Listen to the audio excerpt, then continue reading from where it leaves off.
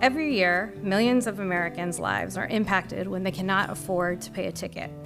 In nearly half the states in this country, if you cannot afford to quickly pay for a traffic ticket, a toll violation, or other fines and fees imposed in the criminal justice system, your driver's license will be suspended.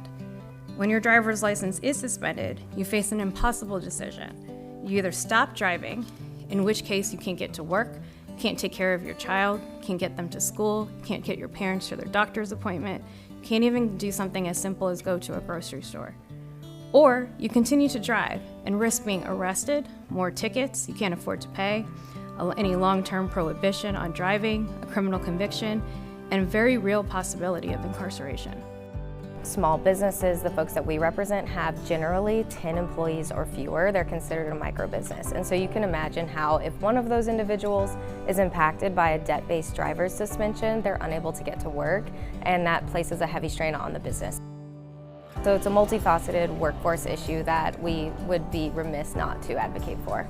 The folks that we're dealing with, particularly folks that have been involved with the criminal justice system, are fighting against the odds just to get into the system.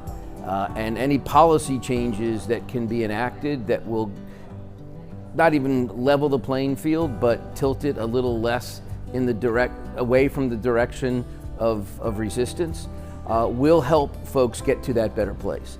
And ultimately, I think really what we have to look at is this issue from an economic standpoint. Keeping people out of employment is a costly proposition. Getting people employed and paying taxes is really not that hard or that expensive.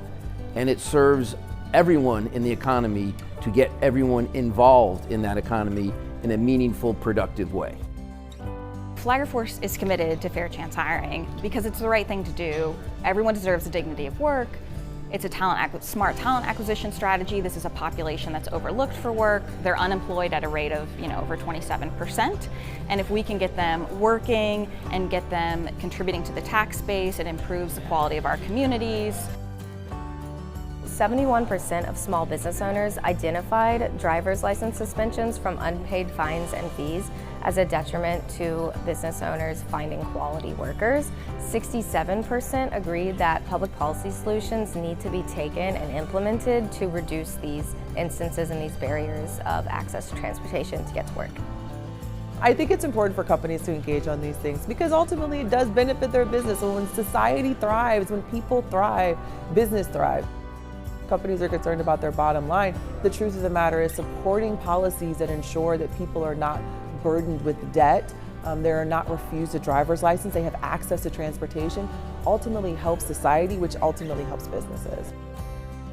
Suspending the driver's licenses of people just because they're poor and can't pay fines or fees is cruel and counterproductive.